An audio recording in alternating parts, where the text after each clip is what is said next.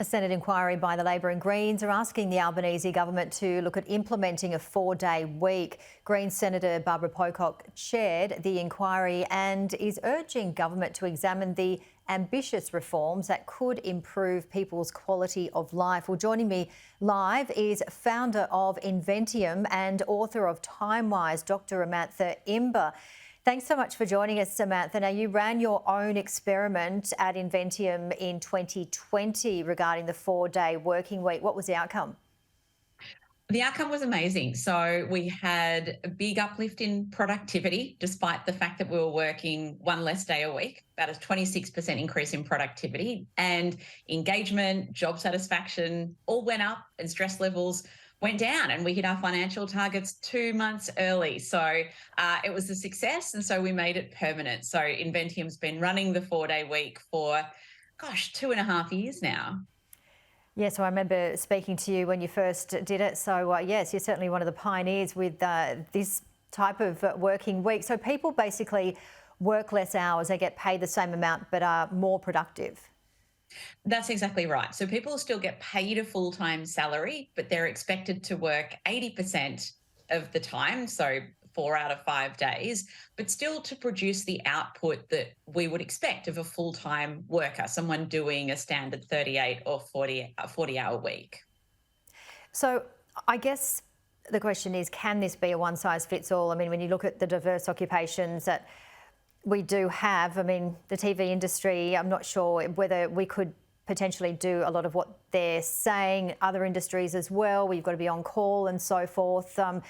But is it just kind of like a guide? I would say it's not one size fits all, but I don't know of any industries where it's simply not possible. The model just might be a little bit different. And so, look, it works really well in professional services or management consulting, which is my industry. It works well in a lot of white collar industries like technology and financial services and banking.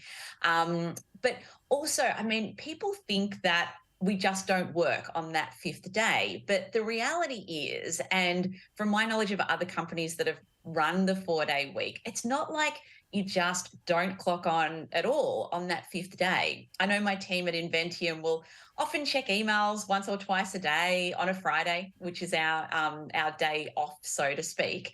So it's more there's a reduction in the overall amount of hours, but we still, might be around for an hour or so on a Friday. And I believe Belgium has implemented these changes, which allows workers the choice of whether to work 4 or 5 days. And we're certainly seeing a lot of pilots across the world trialling the 4-day-a-week work. I guess when you talk about productivity, it's very interesting, like in terms of condensing that time. Does that take away perhaps, the hour-long meeting, making it a 30-minute meeting? And do you have kind of a lot of training to get to those more productive hours? Absolutely. I mean, if you're trying to condense a 5-day week into 4 days, so essentially eliminate 6 to 8 hours of work every single week, something has to change in your behavior. And so at Inventium, we run productivity training and time management training for our clients. So we use those tools ourselves, but certainly we've worked with a lot of businesses that have moved to a 4-day week, because you do have to change things. Like you need to ideally be less digitally distracted. I mean, a lot of us waste a lot of time on social media or being in and out of our inbox too often. We waste a lot of time in meetings that are poorly run or unnecessary, maybe meetings that could have been an email instead. And so there are definitely strategies that you want to learn so that you can be more productive and fit your work into less time. And you mentioned before, Amantha, the impact and the positive outcome for companies. So what are you seeing in other organisations regarding this? Well, to be honest, I haven't seen a single organisation that has trialled the 4-day week and has felt like it was a failure. Every single set of data that I've seen suggests that productivity has increased, but also, just as importantly, people's well-being and their engagement has increased as well. So I really haven't seen any examples to the contrary.